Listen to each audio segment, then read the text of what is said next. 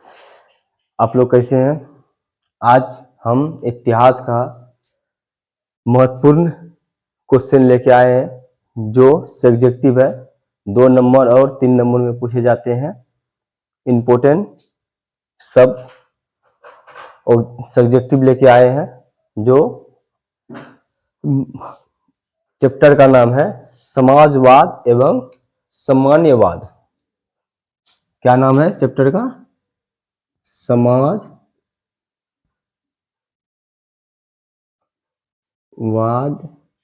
एवं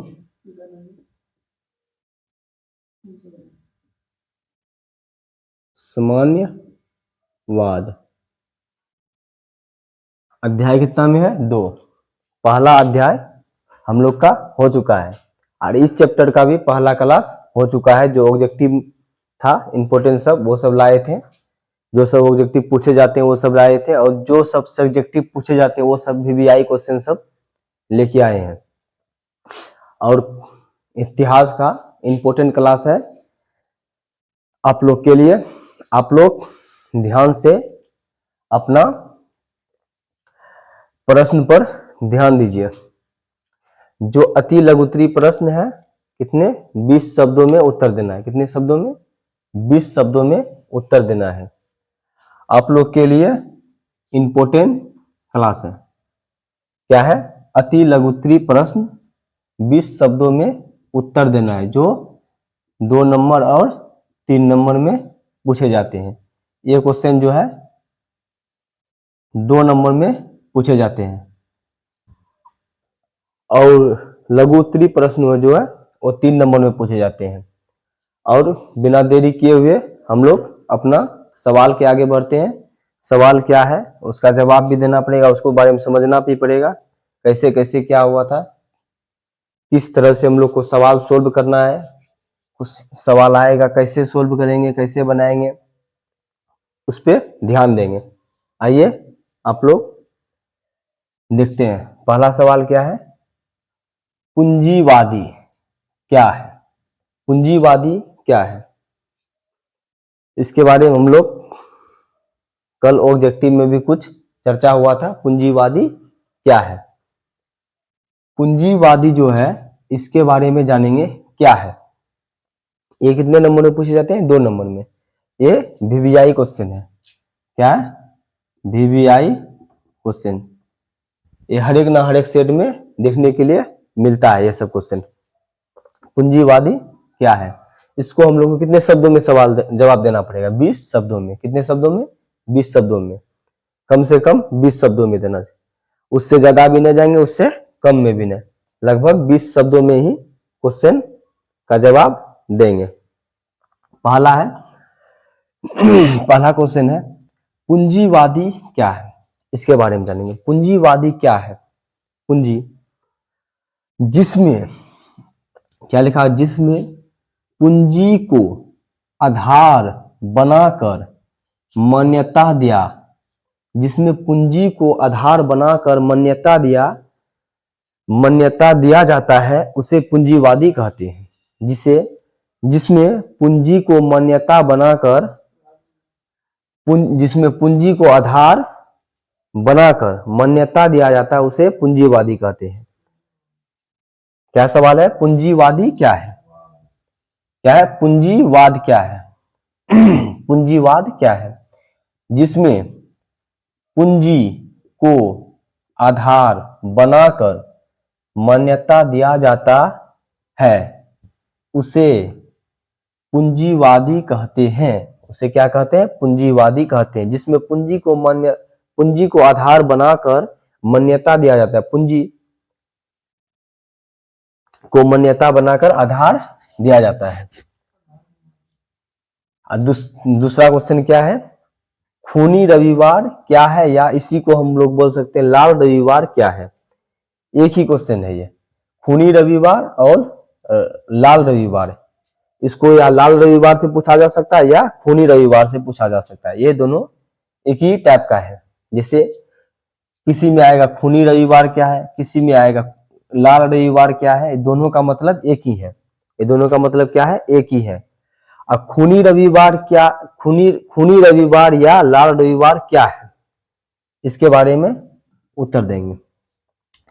9 जनवरी 1905 को रूस की जनता रोटी दो का नारा लगाते हुए 9 जनवरी 1905 को रूस की जनता रोटी दो का नारा लगाते हुए ये कह रहे थे क्या, क्या कह रहे थे, सेंट पीटर्स,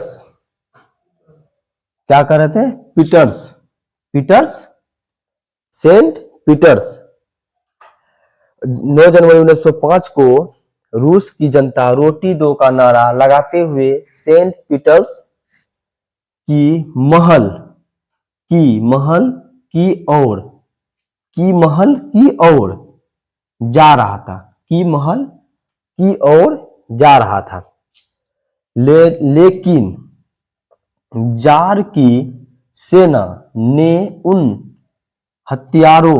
निहंताओं को क्या, उन निहंताओं गोलियां बरसाई, बेतहा गोलियां बरसाई, जिसमें से बहुत सारे लोग मारे गए, ये हुए निहंताएं गोलियां जिधर से तिधर बरसाई गई गोलियां, क्या बरसाई गई, गोलियां बरसाई गई, जिससे हजारों लोग मारे गए, उस तरह से गोलियां बरसाई जिसमें कि कुछ अंधाधुंध गोलियां बरसाई, जिसमें से कुछ ही दिखाई नहीं पड़ी, सिर्फ ही गोलियां, हम जितना हो सका उतना ही बरसाई, जिसमें से हजारों लोग मारे गए। कब मारे गए थे, 9 जनवरी 1905 ईस्वी को। कब, 9 जनवरी 1905 ईस्वी को पुराने कैलेंडर के अनुसार, कब देखा गया था इसको, पुराने कैलेंडर के अनुसार रविवार का दिन था। किस दिन था, पुराने कैलेंडर के अनुसार देखा गया तो रविवार का दिन था। क्या था, रविवार का दिन था। इसलिए उस क्रांति को खूनी रविवार कहा जाता है या लाल रविवार कहा जाता है। इसमें हम लोग लिखे हैं खूनी रविवार कहा जाता है, लेकिन उसमें अगर लाल रविवार आएगा तो उसमें लाल रविवार भी कहा जाता है। लाल रविवार और खूनी रविवार दोनों का मतलब एक ही रहता है, इसलिए उस क्रांति को खूनी रविवार कहा जाता है। क्या कहा जाता है, खूनी रविवार कहा जाता है। इस तरह से हम लोग इसको जवाब देना पड़ेगा, सवाल का जवाब इस तरह से, इसको हम लोग को याद रखना पड़ेगा, इस आंसर को क्या करना पड़ेगा, याद रखना पड़ेगा। इतिहास क्या कहता है, याद रखना ही पड़ेगा इसको। जो तीसरा नंबर क्वेश्चन है, सर्वहरा वर्ग किसे कहते हैं, सर्वहरा वर्ग किसे कहते हैं, सर्वहरा वर्ग किसे कहते हैं, इसके बारे में जानेंगे। समाज का वह वर्ग जिसमें गरीब, किसान, मजदूर और आम गरीब लोग शामिल हैं। गरीब, किसान, मजदूर और आम लोग शामिल थे। क्या थे, शामिल थे। समाज का वह वर्ग जिसमें गरीब भी थे, किसान भी थे, मजदूर भी थे, आम लोग भी थे, मतलब सारा शामिल थे उसमें, सारा जितने भी समाज में लोग होते हैं वो सब शामिल थे। गरीब, अमीर, मजदूर, आम लोग जितने भी थे सब शामिल थे। जिसके पास आजीविका, क्या थे, आजीविका के लिए अपनी श्रम शक्ति के अलावा कुछ नहीं होता है। श्रम शक्ति के अलावा कुछ नहीं होता है। जिसके पास आजीविका के लिए अपनी श्रम शक्ति के अलावा कुछ नहीं होता था। अपनी आजीविकाओं के लिए श्रम शक्ति के अलावा कुछ नहीं उसको दिखाई देता था, यानी उसके अलावा कुछ नहीं होता था। नेक्स्ट क्वेश्चन है 4 नंबर, अक्टूबर वर्ग किसे कहते हैं, अक्टूबर वर्ग किसे कहते हैं, इसको समझते हैं। अक्टूबर वर्ग किसे कहते हैं?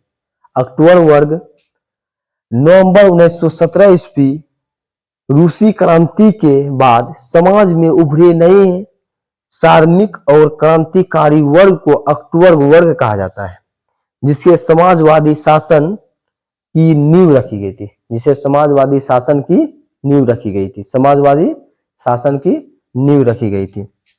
इस तरह से आंसर है इसका नवंबर 1917 ईस्वी रूसी क्रांति के बाद 1917 ईस्वी रूसी क्रांति के बाद समाज में, किसमें? समाज में उभरे नए श्रमिक और क्रांतिकारी, और क्या थे? क्रांतिकारी वर्ग को अक्टूबर वर्ग कहा जाता है।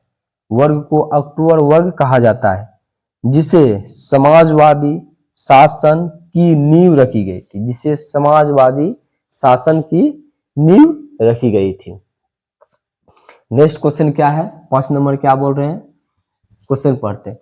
क्रांति से पूर्व रूसी किसानों की स्थिति कैसी थी?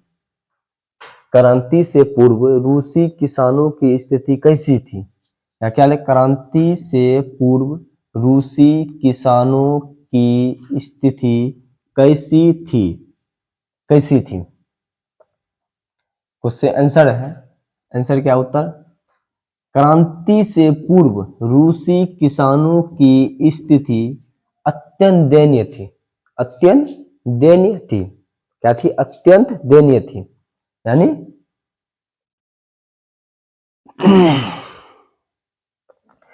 क्रांति से पूर्व रूसी किसानों की अत्यंत दयनीय थी। इसके खेत बहुत छोटे छोटे थे। क्या थे? उसके खेत बहुत छोटे छोटे थे। यानी उसके खेत जो थे बहुत छोटे छोटे थे। उसकी दैनिक स्थिति अत्यंत दयनीय थी। किसानों की स्थिति अत्यंत दयनीय थी और उसके खेत बहुत छोटे छोटे थी। क्या थे? बहुत छोटे छोटे थे उसके खेत। किसानों के खेत जो थे बहुत छोटे छोटे थे जिन पर वह पुराने ढंग से खेती करते थे। जिसमें वह अपने पुराने ढंग से, जो पूर्वजों से द्वारा जो चल रहा था, उसी के अनुसार वो लोग खेती कर रहे थे। यानी पुराने जमाने में जो खेती हुआ करते थे उसी के अनुसार वो लोग खेती कर रहे थे। उसके पास पूंजी का काफी अभाव था। उसके पास पैसा का काफी अभाव था। उसके पास पूंजी नहीं थे, मतलब पैसा नहीं थे जो नया नया खेती कर पाए। जो खेती पूर्वजों के द्वारा जो कर रहे थे उसी में वो लोग वही खेती कर रहे थे। जो खेती उसके माँ बाप दादा दादी जो करके आए थे उसी को वो लोग कर रहे थे उस प्रकार से। उसके पास क्योंकि पैसे की अभाव थी, जो नया खेती नहीं कर पा रहे थे। क्या थे? उसके पास पूंजी का काफी अभाव था। यानी काफी अभाव था। और क्या लिखा? और टैक्स के बोझ से दबे हुए थे। और टैक्स ऊपर से सरकार जो था उसके ऊपर टैक्स लगा दिया था और टैक्स के दबाव से वो लोग और दबे हुए थे और जो है नया खेती नहीं कर पा रहे थे। इस तरह से पूंजी का भी अभाव था। उसके ऊपर से सरकारों ने उसके ऊपर टैक्स का बोझ भी बहुत ज्यादा, बोझ से दबे हुए थे। टैक्स जो था बहुत ज्यादा था, इसलिए वो लोग टैक्स से दबे हुए थे, इसलिए नया खेती नहीं कर पा रहे थे। इस तरह से 5 नंबर का क्वेश्चन था हम लोग को जवाब। अब दूसरा है जो 60 शब्दों में उत्तर दे। लघु उत्तरी प्रश्न। क्या थे? लघु उत्तरी प्रश्न। ये जो पढ़े थे अति लघु उत्तरी प्रश्न था, 2 नंबर में पूछे जाते थे। ये आई जो है लघु उत्तरी प्रश्न जो 60 शब्दों में उत्तर देंगे, ये 3 नंबर में पूछे जाते हैं। कितने शब्दों में देना है इसका उत्तर? 60 शब्दों में जो उत्तर देंगे वो 3 नंबर में पूछे जाते हैं। इसका पहला सवाल है, इसका आज का क्लास में एक ही सवाल आया है। और रूस क्रांति के कारणों का वर्णन करें। रूसी क्रांति के कारणों का वर्णन करें। रूसी क्रांति जो था उसके कारणों का वर्णन करना है। क्या करना है? वर्णन करना है। कितने नंबर में पूछे जाते हैं? 3 नंबर में। हम लोग को जो याद रहेगा उसी पे जवाब देंगे। रूसी क्रांति के कारणों का वर्णन करें, मैंने रूसी क्रांति में जो क्या हुआ नहीं हुआ उसके बारे में हम लोग याद करेंगे, तब उसके बारे में जवाब देंगे। तो यहाँ पे उत्तर दिया हुआ है, ये सबको आप लोग को याद करना पड़ेगा। जैसे लिखा हुआ है रूसी क्रांति 1917 ईस्वी में हुई थी। रूसी क्रांति कब हुई थी? रूसी क्रांति जो था 1917 ईस्वी में हुई थी जिसके निम्नलिखित कारण है, जिसकी निम्नलिखित कारण है। रूसी क्रांति 1917 ईस्वी में हुई थी जिसकी निम्नलिखित कारण है। इसमें इसको पूर्ण देके जवाब देना पड़ेगा। जार की निरंकुशता, जार की निरंकुशता, जार निकोलस द्वितीय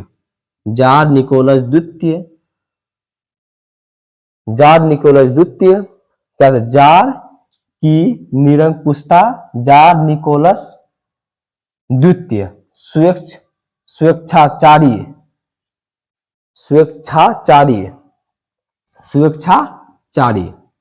शासक था। क्या थे? स्वेच्छाचारी शासक था जो देव अधिकार में विश्वास रखता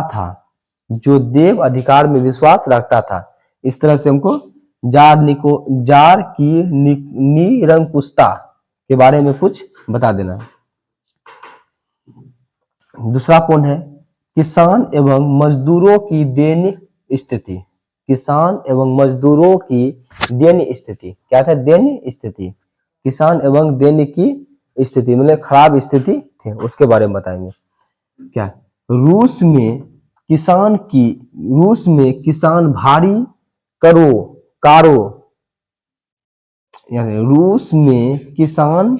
भारी करों एवं कर्ज मजदूरों को कम मजदूरी अमान्य परिस्थिति में काम करना पड़ता था।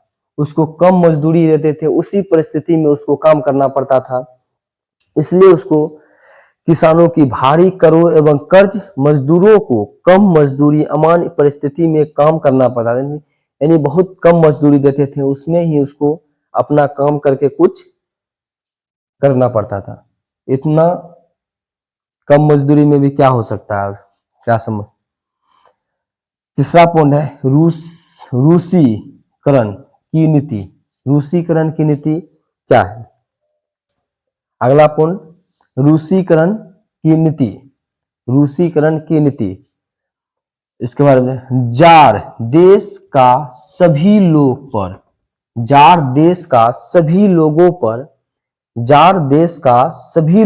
पर रूसी भाषा शिक्षा लादने का प्रयास किया। क्या किया था? लादने का प्रयास किया। जार देश का सभी लोगों पर रूसी भाषा शिक्षा लादने का प्रयास किया। क्या था? लादने का प्रयास किया था। इस तरह रूसीकरण की नीति में। अगला पॉइंट है औद्योगिकरण की समस्या। औद्योगिकरण की समस्या क्या है? यहाँ पर उद्योग धंधा का नहीं होना था। यहाँ पर उद्योग धंधा का नहीं होना था। अगला क्वेश्चन है, अगला पॉइंट है विदेशी घटना का प्रभाव। विदेशी घटना का प्रभाव। क्या लिखा? विदेशी घटना का प्रभाव। यहाँ पे एक घटना है, दो नहीं। विदेशी घटना का प्रभाव। इस स्थिति में विदेशी का आक्रमण करना। इस स्थिति में विदेशों का आक्रमण करना था। विदेशों का आक्रमण करना। इस तरह से हम लोग का आज के लिए इतना ही।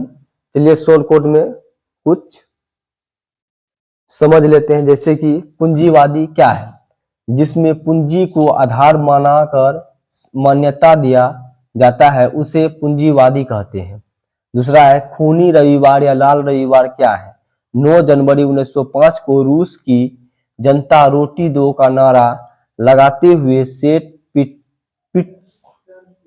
सेंट पीटर्स की महल की ओर जा रहा था। सेंट पीटर्स की महल की ओर जा रहा था, लेकिन जार की ओर लेकिन जार की सेना ने उन निहंतों गोलियां बरसाई जिससे हजारों लोग मारे गए। 9 जनवरी 1905 पुराने कैलेंडर के अनुसार रविवार का दिन था, इसलिए उस क्रांति को खूनी रविवार कहा जाता है। सर्वहारा वर्ग किसे कहते हैं, समाज का वह वर्ग जिसमें गरीब, किसान, मजदूर और आम गरीब लोग शामिल हैं, जिसके पास आजीविका के लिए अपनी श्रम शक्ति के अलावा कुछ नहीं होता है। नेक्स्ट क्वेश्चन है अक्टूबर वर्ग किसे कहते हैं। नवंबर 1917 ईस्वी रूसी क्रांति के बाद समाज में उभरे नए श्रमिक और क्रांतिकारी वर्ग को अक्टूबर वर्ग कहा जाता है, जिसके समाजवादी शासन की नींव रखी थी। 5वां क्वेश्चन है, नेक्स्ट क्वेश्चन, क्रांति से पूर्व रूसी किसानों की स्थिति कैसी थी। क्रांति से पूर्व रूसी किसानों की स्थिति अत्यंत दयनीय थी, यानी अत्यंत खराब थी, बहुत ही खराब थी। इसके खेत बहुत छोटे छोटे थे जिन पर वह पुराने ढंग से खेती करते थे, जो पुराने ढंग से वो लोग खेती कर रहे थे। इसके पास पूंजी का भी काफी अभाव था, काफी अभाव था, जो नए ढंग से खेती नहीं कर पा रहे थे और टैक्स के बोझ से दबे हुए थे, और उसके ऊपर जो सरकार था उसके ऊपर टैक्स बहुत ज्यादा लगा दिए थे, इसीलिए इसको पूंजी का अभाव थे। पुराने ढंग से खेती कर रहे थे और उसके पास छोटे छोटे खेत थे। रूसी क्रांति के कारणों का वर्णन करें। रूसी क्रांति 1917 ईस्वी में हुई थी, जिसकी निम्नलिखित कारण है। जार की निरंकुशता, जार निकोलस द्वितीय स्वेच्छाचारी शासक था, जो देव अधिकार में विश्वास रखता था। किसान एवं मजदूरों की दयनीय स्थिति। रूस में किसान भारी करों एवं कर्ज, मजदूरों को कम मजदूरी, अमान्य इस परिस्थिति में काम करना पड़ता था, यानी मजदूरों को वहां पे कम मजदूरी मिलते थे, इसलिए वहां पे वो लोग उसी पैसे में काम करना पड़ता था। रूसीकरण की नीति। जार देश का सभी लोगों पर रूसी भाषा शिक्षा लादने का प्रयास किया। जार देश जो था उसमें सभी लोगों पर रूसी भाषा शिक्षा लादने का प्रयास किया था, यानी जार देश जो है उसमें जो लोग रहते थे उसमें रूसी भाषा शिक्षा लादने का प्रयास किया था। औद्योगिकरण की समस्या। यहाँ पर उद्योग धंधा का नहीं होना होता है, औद्योगिकरण की समस्या क्या, यहाँ पे उद्योग धंधा का नहीं होना था। विदेशी घटना का प्रभाव। इस स्थिति में विदेशों का आक्रमण करना था, इस स्थिति में विदेशों का आक्रमण करना था। आज के लिए इतना ही। अब पहला चैप्टर का 3 क्लास हो ही चुका था। दूसरा चैप्टर का समाजवाद एवं साम्यवाद साम्यवाद, समाजवाद एवं साम्यवाद का दूसरा चैप्टर है, जो आज दूसरा पार्ट लेके आए हैं, यानी दूसरा क्लास। पहला क्लास हो चुका है। आज के लिए हम लोग इतना ही समझे, और कुछ सब्जेक्टिव रह चुके हैं उसको हम लोग कल का क्लास में कंप्लीट कर लेंगे, उसके बाद तीसरा चैप्टर लेके आएंगे। आज के लिए इतना ही, और आप लोग वीडियो को ज्यादा से ज्यादा शेयर करें और लाइक करें। आज के लिए इतना ही, धन्यवाद।